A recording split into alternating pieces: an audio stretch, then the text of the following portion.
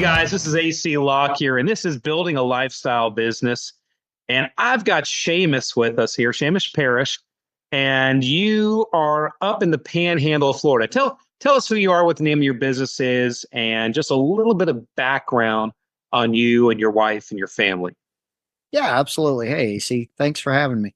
Looking forward to this conversation. A little bit about me. I'm Sheamus Parrish, born and raised up here in the local Pensacola, Florida area. We're way up as far northwest Florida as you can get without being in Alabama. Howard Partridge calls us Lower Alabama, LA, but my wife and I just born and raised here in this area. I went off and did some time in the Army a long time ago, and we moved over to Louisiana after we got married. Thank you for your service, by the way. Yeah, thank you. My wife and I, after we got married, I came home, met her. We moved off to Louisiana for a number of years so I could go to Bible college. We picked up a couple kids along the way and found ourselves back here after about an 8-year run over there. And we've been back here ever since. This is home. We built right next door to my wife's parents, my in-laws. She's an only child, my wife, Crystal Parrish, and we've got 2 great kids. Kaylin at 13 and Ethan is hitting 12 here in about a week. Wow. Yeah. So, the panhandle of Florida is really, really nice. And for those people that haven't been there before, certainly we have all the beaches and everything, but there's a lot of woods up there and a lot of hunting and a lot of fishing. And, we were just showing pictures of, you've got a bass on the wall there in your office, and I've got a bass on the wall here. And, the natural state of up there in the panhandle of Florida, it's just really, really nice, but it's really growing up there. It's unbelievable to watch. Sure is. Yeah. It's wild. We're, what we grew up here in sleepy Pensacola, which was always kind of a tucked away couple hours to the west of Destin, which has always been the big go-to place. We're seeing rapidly grow into a destination, not just for vacations, but permanent residence. It's wild. We're over 500,000 people now, population, as the statistical metro area, as they call it. Sure. Yeah. And so also too, you guys have an air base there, correct? We've got several. That's right. We're known pretty famous group comes out of there too. That's right. We're known as the home of or the cradle of naval aviation. The Blue Angels fly out of just down the road. They're over our house all the time. We may even get interrupted today because I can't control what they do when they buzz up. Yeah, we had we're on Lake Jessup here. Not my house specifically, but my neighborhood is. And right across Lake Jessup is the Sanford International Airport. It's one of 2 international airports that are in Orlando. And every year they have the air show there. And the Blue Angels were there, and just all kinds of people come in for this thing. And so they're always flying over the lake, and they're buzzing by our house. And, just you hear them. I mean, even inside your house, it shakes things a little bit. You're like, oh, yeah, it's that time of year. It's the air show. And so I can just imagine being there all the time. Absolutely. Wow. We just found out I think they just announced last week that this year's what they call the homecoming show every year. The Angels go out to the West Coast for 6 months and then come back here for 6 months during winter. And they just announced when they come home in November, they're bringing the Thunderbirds, or whatever the Air Force calls their stunt, their version, with them, and they're going to be part of the homecoming show. So we're going to have the Angels and the Thunderbirds from the Air Force doing their stuff. It's going to be a pretty wild show. First time I think they've ever done that. It's going to be incredible. It's pretty cool. Yeah, I really I have an appreciation for that because both my grandfather and my uncle were Air Force pilots. My grandfather actually they're both fighter jet pilots. And my grandfather was in World War II, Korea, and Vietnam. And then my Uncle Bud was in Korea and Vietnam. And so everybody just assumed that I was going to end up being an Air Force pilot. And I grew up just building model airplanes and everything. But yeah, no, my grades weren't good enough to, of course, go to officer school. So those dreams died with me having legacy in that.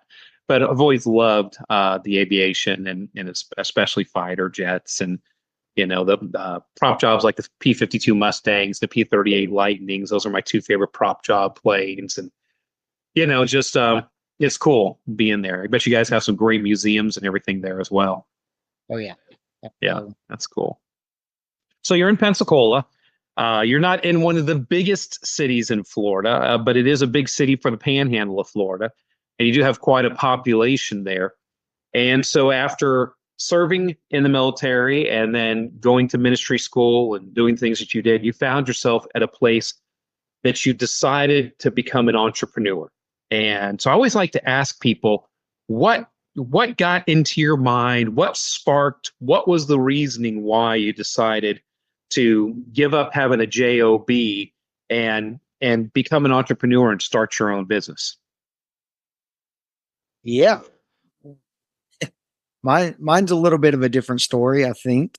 I don't run across them too often, and I run in some circles of a lot of circles of entrepreneurs. I've always been the guy that was just frankly trying to survive and live a what we call a countercultural lifestyle. We're that modest income, single income family. My wife, when we had kids, Crystal, we decided we wanted her to raise our kids and school our kids and all. So that meant I had to carry all the water. So I just started doing side hustle stuff, to my main career, which was heating and air. And, I'd started that way back before we even got married. And I just always kept some sort of something on the side to help offset the lifestyle so that she could be at home. And the latest iteration of that was I had a lady ask me to pressure wash her commercial building. It was a very small, back in 18. She was like, we just already had sort of a friendly relationship with some work I did for her. And she said, "Hey, could you pressure wash this building?" And I thought about it for a few days and I said, "Yeah, buy me a pressure washer and give me X amount of, I don't know why. But yeah, sure. I can pressure wash your building. You got a pressure washer? That's right." I'm like, I don't even have a pressure washer. That's right. Sure. Yeah. And I booked out a Saturday for us to do it. And it was a nightmare. My buddy sold me this long giraffe neck thing for pressure washing 20 feet in the air. Yeah. And I came home after 13 hours and it was a nightmare. I was like, nah. So I moved on, but I did that and I was like, there's got to be something to this. So I dug into it a little bit and I started washing for a side hustle. And then in 20, the pandemic happened and I lost my day job. They furloughed me. So I was one of those people that my niche in the heating and air world was specifically in restaurants. So when they shut down all the restaurants, they let us down. So I worked for a large manufacturer at the time that serviced just the restaurant HVAC portion. And I got furloughed. So I just leaned into this. Thankfully, I just met and got on in network with you guys and leaned in. It was never the plan to be an entrepreneur. It was always just something on the side to help pay for vacations and stuff. But that kick in the teeth in 20 where the company took my income away and my livelihood and told me you hear it every now and then, I was no longer essential. Right. Was like, I don't like that. I think I want to make a run at this on my own since I have to anyway. And after the pandemic kind of wound down, I found myself surviving and figured I'd just keep going with this rather than taking that position back with a company that wasn't there for me when I needed them. So, sure, yeah. So you were one of the many people that got displaced during the pandemic, and your job just disappeared. You certainly, HVAC, even if you weren't in restaurants, was still a going inside of people's houses, and people were very uncomfortable with people going inside of people's houses. And yeah, for us in the exterior cleaning business, we were exterior, and it seemed to be a boom for us. But we sometimes forget there were people that really suffered during the pandemic, and their jobs just dried up. That's right. So okay, so you're I wouldn't say you're an accidental entrepreneur. I mean, you were definitely doing what a lot of entrepreneurs do. You, for whatever reason, the job that you had either wasn't fulfilling or wasn't working or wasn't monetizing or dried up. There was that loss there, or you knew that you had to do something else. You had already been doing it somewhat as a side hustle. And so you were making some extra money, like you said, paying for the vacations. And so when the world just stopped spinning because of COVID, you had something that you could kind of roll into. You kind of waded into being an entrepreneur without realizing necessarily that you were taking this huge risk, and it wasn't this overnight shift. It was, you had a side hustle, so you had something, like you mentioned, to survive on, to sustain yourself, to, to exist on. And then you realized, well, I could probably do this full time and double down on this and dig into it. And so when you realize that, what was the mindset change that you had to go through? I know you probably sat down with Crystal and you guys had some discussions and you talked about it, and you're leading that, what I call the upside down lifestyle. It's completely different from the world. I mean, we talk about it here. We're a faith-based business. You guys are a faith-based couple. You're Christians. You're doing things differently than a lot of people do out there in the world, because we make some different decisions in our life. So when you went to make a decision, you sat down with your wife, you guys talked it over, you probably prayed about it. And so tell me about that process that you went through, deciding, okay, this is the thing that we're gonna go for and try to make work. Yeah. Um, that's a bit of a conversation. That's a big question. Yeah. You're right though. We talked about it a lot. We were well past my prime, as they say. I was already well into my 30s, heading into my 40s at the time, 4 years ago. And Yeah. I'm kind of broken. I've got some aches and pains that come along with living a hard life. Right. And we were like, I was kind of on the path to retirement with that company that I was with. I figured I'd run that out another 20 years and coast into retirement. So we made that decision to jump back in the field, and I just heard a talk that you give, actually, that talked about you have a you disorder, Yeah. and, Yeah. I just listened back through it the last few days in preparation for talking today, and really what it came down to was either we've got to go all in, Hmm. or I've got to go just figure it out back in the heat and air world. Right. I know I can turn wrenches and make a living doing that, but I don't want to put my trust in another company. Frankly, is where it came to. I want to spread that out and make sure I've got a lot of people paying my bills rather than one guy paying my bills, because they Hmm. did out for me last night. And we did decide back in 20 going into this. We went out and immediately paid a bunch of people for a bunch of coaching, and we're like, we need to prepare for this. We need to self-develop and figure out what that looks like. And we bought a bunch of coaching and training, and upgraded our equipment, because up to then since it was a side thing, I was working off of a home built system. So I went Sure. out and I pulled some retirement out of my retirement account, because the pandemic allowed for that without penalty, knowing that people needed to survive, and Right. that's what it was going to take. So I went ahead and did that and invested that in some equipment to buy a piece of equipment, and we just leaned in. We lived off that a little bit and hired people and started trying to grow and scale, and just listening to this is what you do mindset of Mhm. all the gurus in the industry,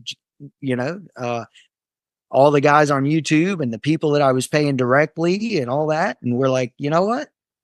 Here we are 3 years later. We looked up at the end of 22, and it didn't work out for us. Right. As you mentioned and alluded, we've had our Yeah. ups and downs. Here Yeah. we were all but bankrupt at that point because of hiring knuckleheads and just trying trying to follow this. We have all the systems, and thanks to you guys and what we got from Howard Partridge, we've got all this stuff. And but ultimately what it came down to was it was just needing to stop and reassess and recognize that I was listening to this direction rather than myself and direction that the Lord was giving us, because that's not what we want. We don't. Yeah. So you can't really glance. Yeah. You can't really glance over that a lot because, a lot of these podcasts that we have is, in fact, hey, I'm doing great. I'm making lots of money. Life is wonderful. I'm hiring employees. Look at me, man. Everything's working. And it's not that way for everybody. And some people's, personalities are different. Some people's life goals and dreams are different. Some people's market is different. Some people's temperance towards having team members is different. And so you did jump all in, and you did try to follow a plan and try to follow a model and hire people and stepped out on faith and listened to everybody. And it just didn't work for you.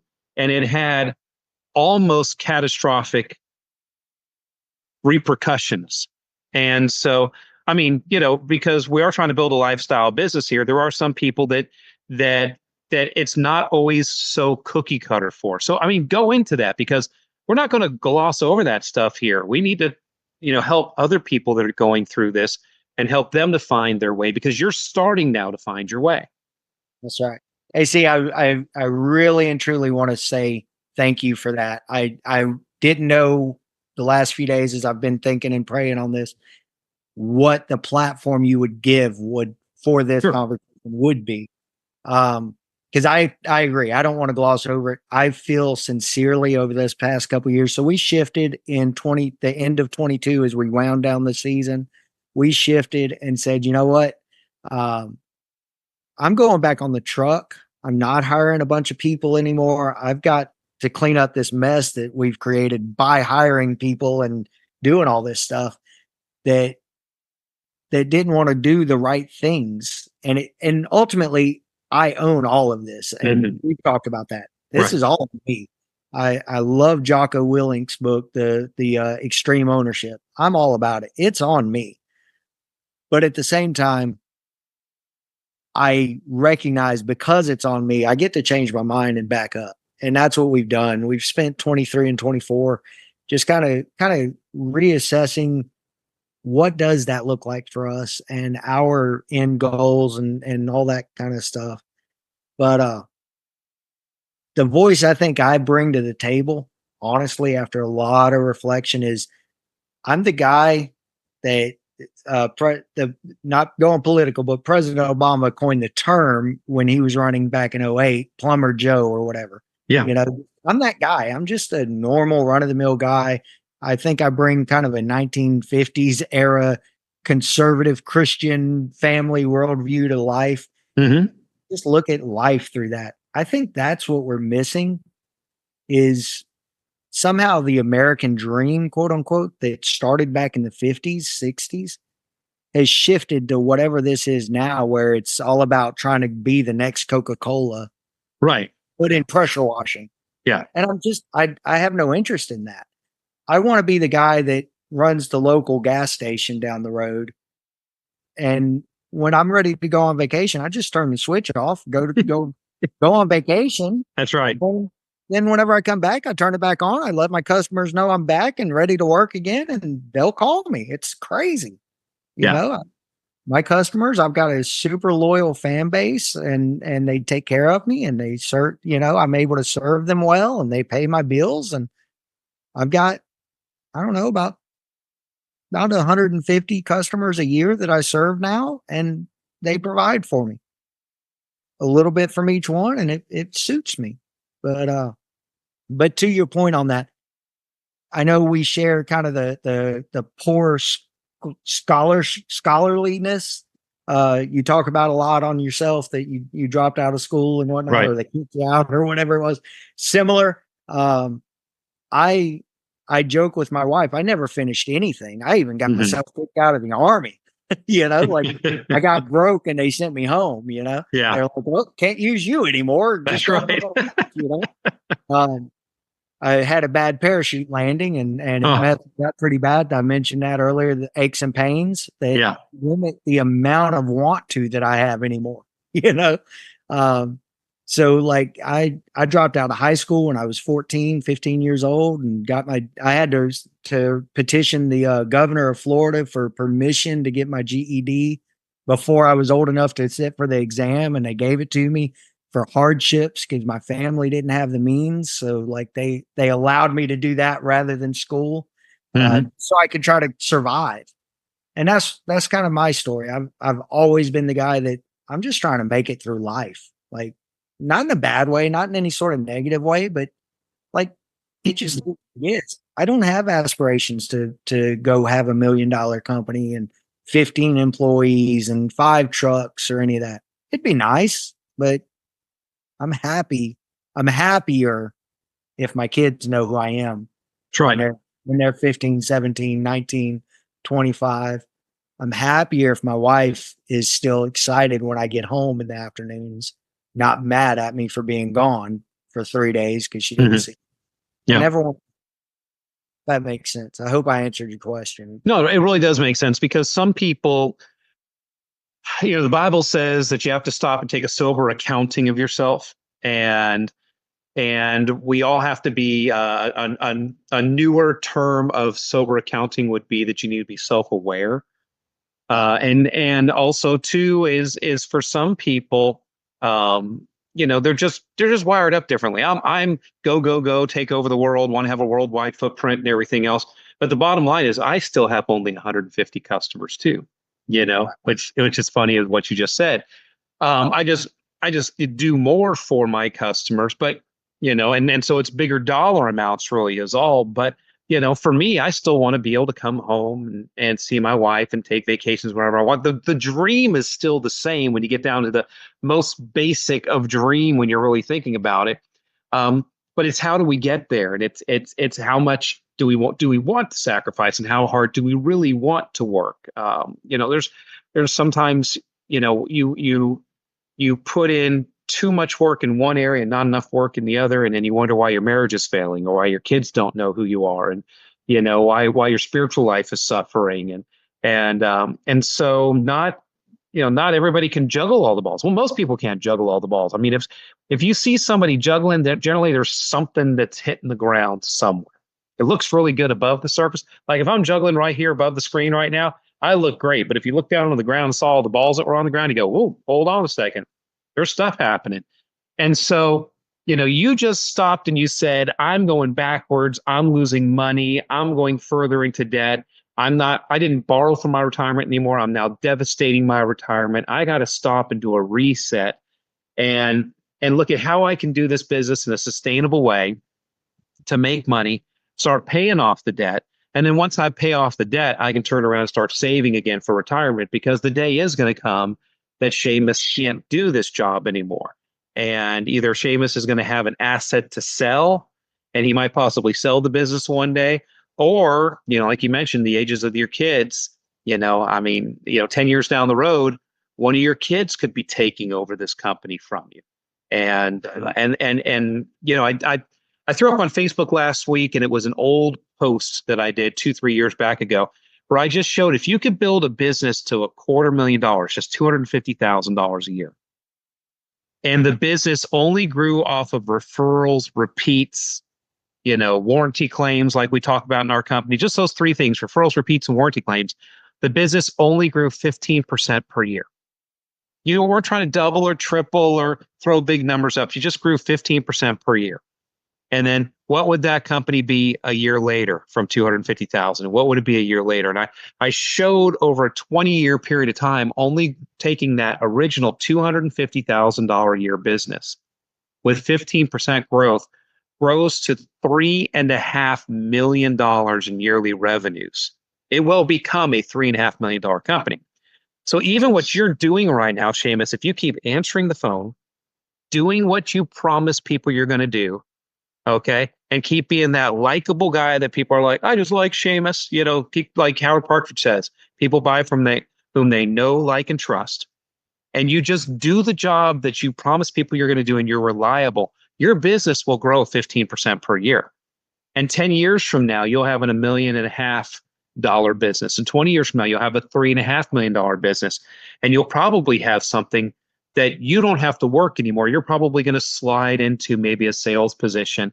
And maybe your son will be out on the truck and he'll have a helper or something like that. And the business will grow organically and naturally to that point.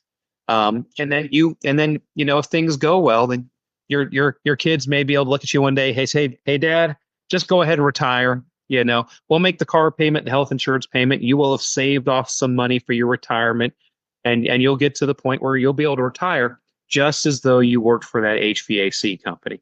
You've just really got to plan it, put together a very strategic plan, and then follow that plan.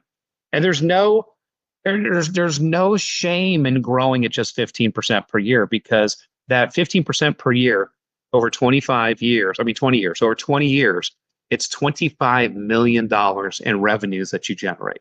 Sure. And so you can still, with a little $250,000 a year business growing at 15% per year, can over 20 years generate $25 million in revenues and then have a $3.5 million business at the end there.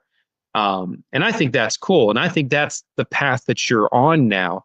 You're just slow and steady wins the race. Yeah, absolutely. I know the post you're referring to, and that was a real, like, I guess you'd say a blessing to you. You didn't put it out to me. You just put it out on Facebook, but we're friends on Facebook and all Right. that. And my wife and I talked through that, and you're absolutely right. I have a hard time with this idea of, there's this culture, I think, going on in the circles that we run in that says there's something wrong with you if you don't somehow magically turn nothing into something in 60 days. It's Right. Yeah. You have all these other gurus out there that are like, I'm going to launch a new $1 million business in 13 days. Watch, and I'll YouTube all of it. Yeah. Yeah, but how much cash did you dump into that? Sure. Or whatever there is. But it's just not realistic. It's not something that I wanted to do after I really thought through it. I was just trying to follow this model, is a term we use all the time.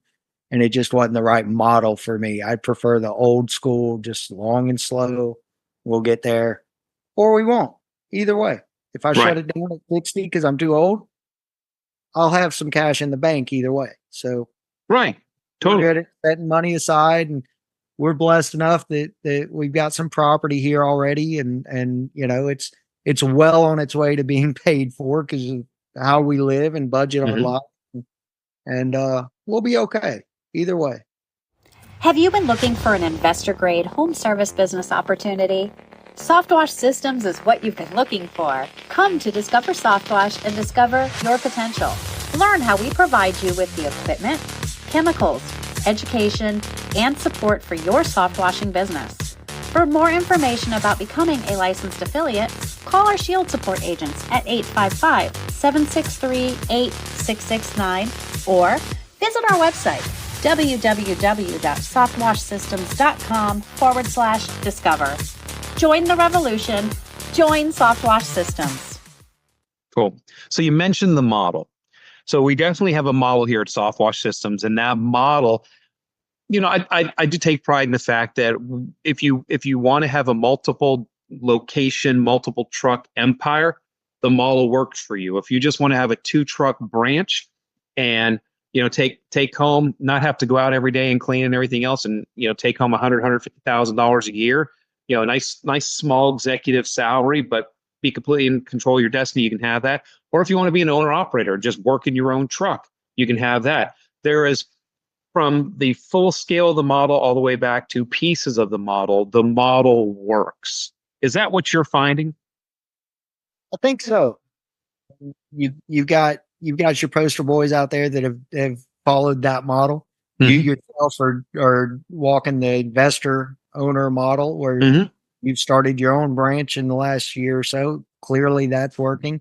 And then you've got me. I'm over here. I've been around with the the affiliate program, we'll start back when I started, we called it the network, Mhm. but I've been around now for about 3 years, and I'm still just a one man show, and I go out, I do a nice living, and I provide for my family. I'm not crushing it. I'm not hitting those big numbers, but you're right. There seems to be a good process by which to go out and do all of these things.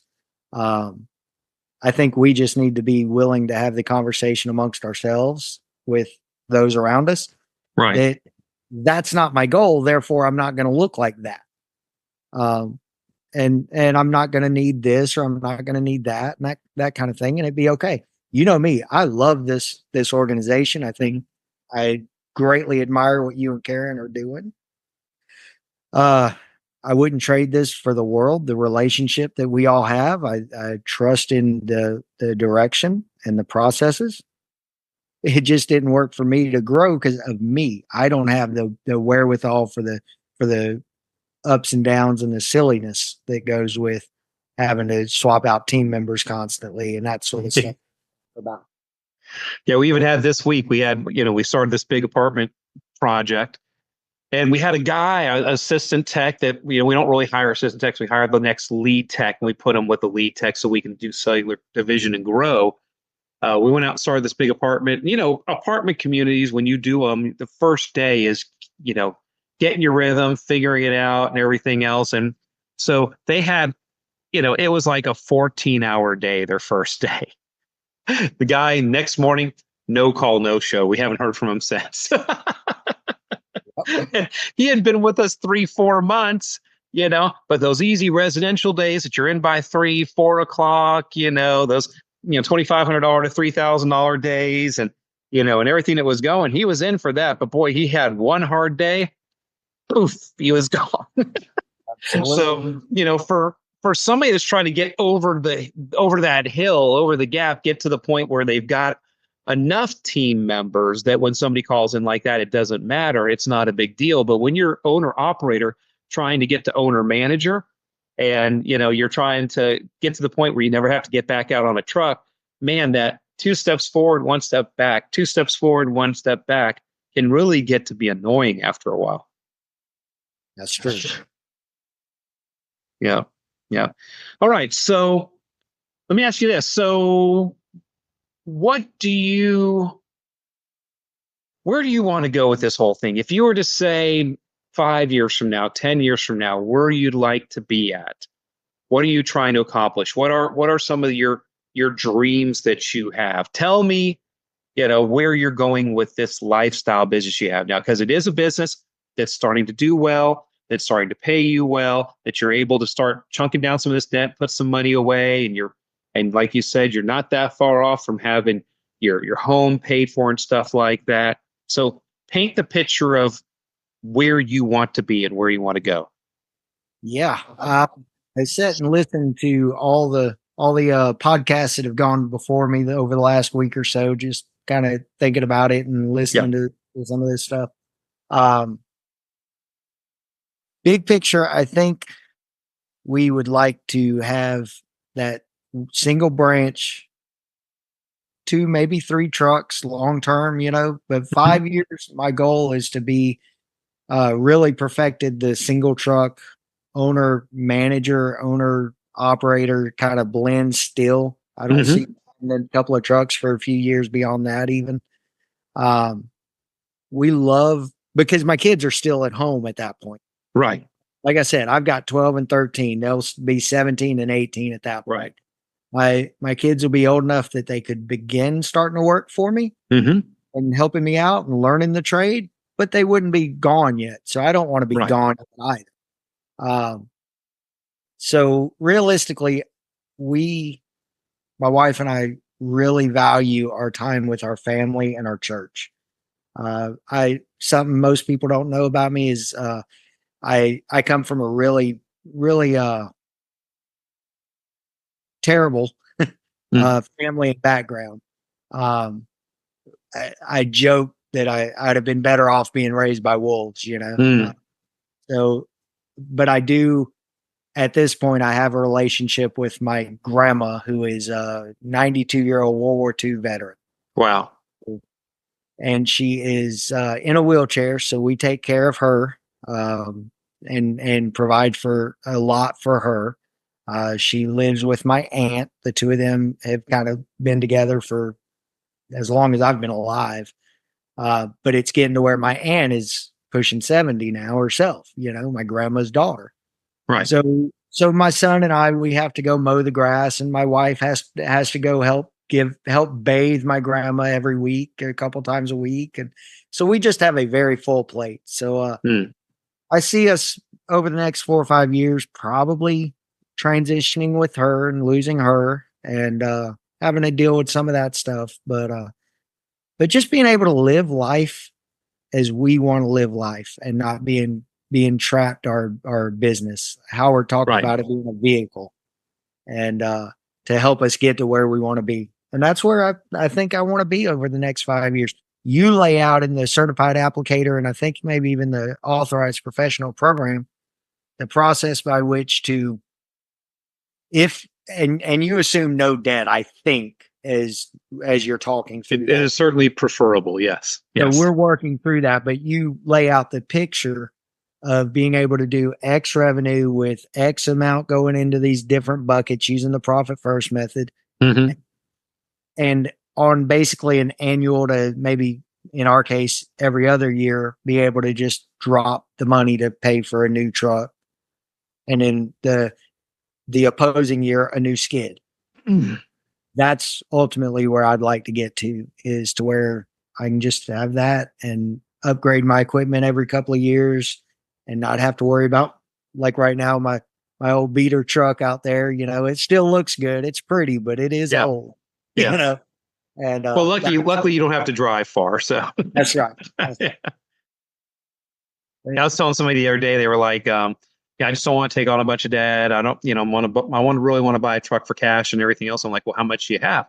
He said, well, to buy my system and my truck, I've got $50,000. I'm like, ooh, that's really tight. Because trucks are really expensive nowadays. Just a brand new truck's $55,000 for the work truck package. And I said, what's your service area? And he was telling me the service area. And I went, oh, dude, go buy 150,000 mile,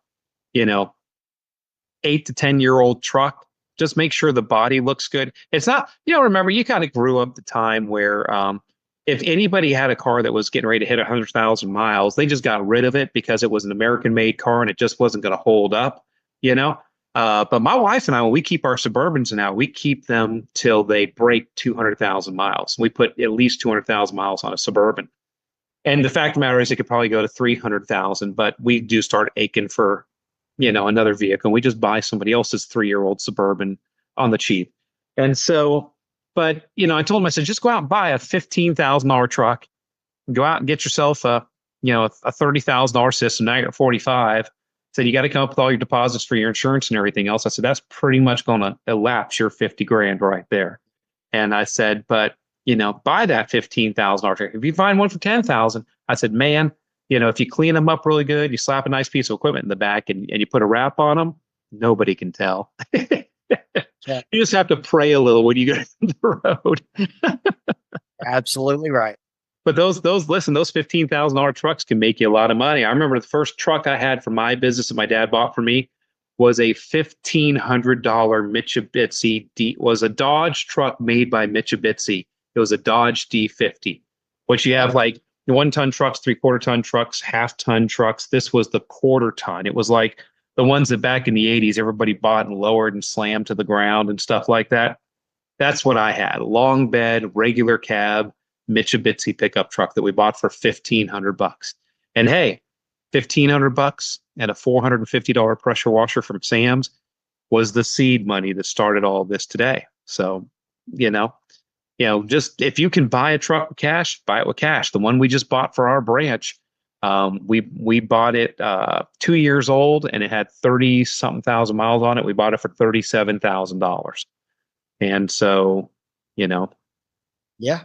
You look where you can to save money and try not to get into debt. Yeah, absolutely. I would certainly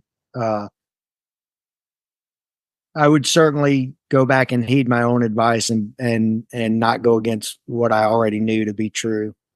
But again, you can't undo it. But I chose to listen to all the grow, and just nah. Well, and hey, listen, P.S. I was one of those people telling you to grow. You know, and that's because that's what we try to do here at Softwash Systems. It's not for everybody, but when you put it on the brakes and you tap the brakes, you said, no, man, I got to slow this down. I listened to you and we jumped in and I started coaching you, encouraging you from that side, because the last thing we want to do is drive people to a place that they don't want to be or don't need to be, Yeah. And so you didn't want to nor need to be there. It's easy to get caught up in the emotion of it, but I just want to commend you for knowing when to stop. And you've taken the pieces of the model that certainly work for you, and you've got the equipment, you got the chemicals, and you're molding this to what it needs to be to build your own lifestyle business. And that is really the point. Absolutely. You're Yeah. right. I appreciate that. Well, do you have any parting words for anybody as we wrap this up and close it up? I would just encourage those to really, really dig in and spend time. As we've talked about, I come at everything I do from a Christian worldview. So I'm going to just encourage that you spend time in the Word and in prayer and try to make sure you are really being true to yourself and to the Lord. Yeah. And don't get caught up in the hype. It's easy to get caught up in the hype that's what you're supposed to do. And that you won't survive if you don't have 15 people out earning for you and you're just taking a little bit off of that. and it's not true. We do okay. We pay our bills, we're all happy and healthy, and we all know each other. That's the key. And speaking of my family, Yeah. And like you said earlier, if you want to take a week off, you just take a week off and your customers will be there when you get back. That's right. Well, that's I guess that is the true definition of a lifestyle business. There you go. That's very good. Thank you. Well, thank you so much, Seamus. This has been a great conversation and it's been different. I love it when it's different because I don't want this just come off as a Softwash Systems infomercial. I mean, I'm really trying to talk to people about why they are where they are, why they're doing what they're doing. Softwash Systems is helping them with giving them a product to sell, but it still all boils down to that we're all starting businesses to help support our lives, pay, like you said, pay the bills, take care of the family, make sure everybody, that your daughter recognizes you when you walk in the door. Hey, Dad, and you're spending time with your family. And we're just trying to chronicle these stories inside of Softwash Systems. And you have a different story, and there's going to be somebody that's going to be listening to this podcast that's going to go, Dadgummit, I am that guy. And there's no shame in saying, I want to be an owner operator. There's no shame in saying it might take me 10 years to get to the point where I have 2 or 3 trucks on the road. I don't have to do it in 2 or 3 years. I can take 10 years to do it. And it will happen organically. It'll happen naturally. But the biggest thing is, Seamus, is you're in a season in your life when your kids are young. You mentioned you have a 90-plus-year-old grandmother, 70-plus-year-old aunt. You're helping, your aunt and especially your grandmother. There's a season in your life right now that the next 5 years, like you mentioned, are just different. And so I didn't even start blowing up this business until Karen and I became empty nesters. And so there will be a different season for you one day. And then you'll do a little prayer, you'll do a little fasting, you'll see where the Lord points you. And the Holy Spirit will give you a tickling in the direction you need to go, and then you'll go that direction. But right now, you know firmly exactly what you need to do. That's right. You're absolutely correct. Cool. Awesome, guys. Okay, great. So if you like this podcast, go ahead and click like. If you'd like to share it, go ahead and share it. Certainly do subscribe to it here, guys. This is Building a Lifestyle Business. I got Sheamus Parrish on here, and I'm AC Lockyer, and we'll see you guys at the next podcast.